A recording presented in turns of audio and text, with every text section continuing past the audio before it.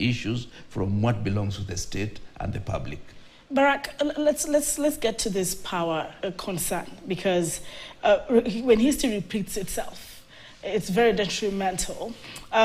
Honorable Kira has mentioned that something seemingly is happening that happened during the Jubilee administration between the sitting president and the deputy.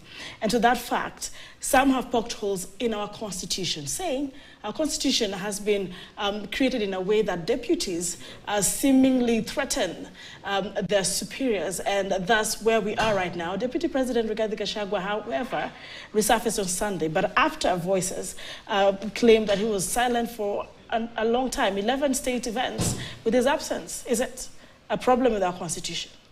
I don't think there's a problem with our constitution. We are not the only country in the world that has got that kind of constitution, where you have a presidential candidate and a running mate, and eventually they assume office together in the institution that we call the presidency. The issues here are purely personal or personality issues, and a mixing of things that are completely unrelated. If a deputy president has political ambitions beyond occupying the office of deputy president, and there's absolutely nothing wrong with that. Whether that deputy president is William Ruto during that tour of duty, or whether it is Rigathi Gachagua, there's absolutely nothing wrong with that. And there's also nothing wrong with that deputy beginning to send feelers sufficiently early. And I say this with the full knowledge that in the past, when Dr. William Ruto was the one at the center stage, my position was that he was being treated unfairly.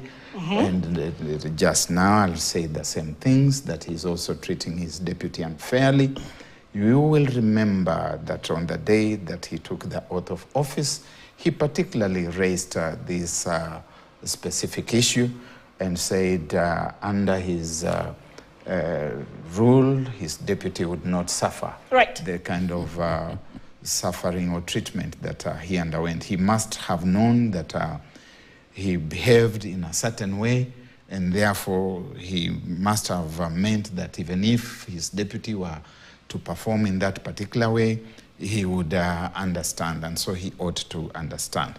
But very quickly, when you look at these two gentlemen, you look at President Uhuru Kenyatta, you look at Rigathi Gachagua.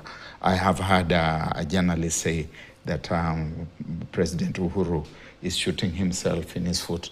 I'm a trainer of journalists, and fortunately I did not train that particular one. If I had trained him, he would not say the things that he's saying. All right. Now, look at it this way.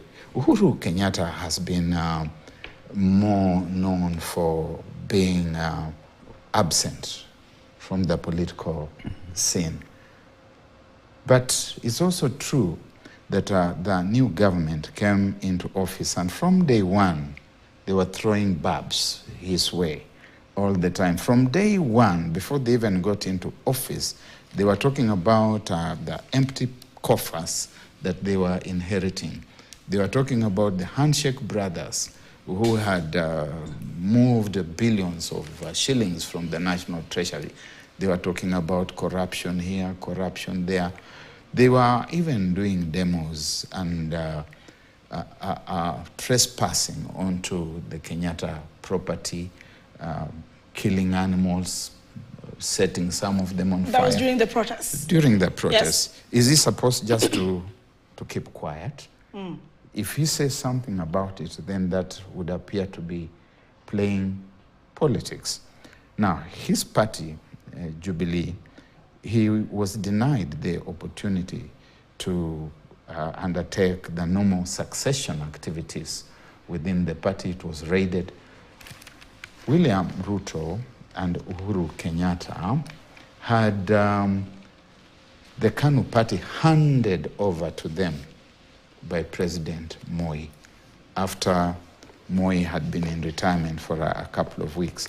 It was also a factor of the reality that although President Kibaki would later on raid KANU, he did not raid it at that moment in time. So these things of saying, oh, he's playing politics, he's doing politics, people have got the freedom of association and the right to speak, and to have an opinion. And Riggy G, on the other hand, has been absent for about a week. He had not yet caused my eyebrows to be raised, but I also know that he's consistently under assault by youthful subaltern politicians. Yeah, subalterns. You termed it assault. Yeah, verbal assault. All right. Yeah. There's such a thing as verbal assault, isn't there? Yeah, but by these subalterns, Didi Nyoro, Kimani Shungwa, Moses Kuria, Sudi, and other subalterns really who need to be taught good conduct. You see, in Africa, one of the things we do is we respect elders, even within the political space. There's a manner in which we deal with them. And if you are attacking me, you expect me at the very minimum to fend off the blow. But I might also throw in a few punches of my own. If you call that bad political behavior,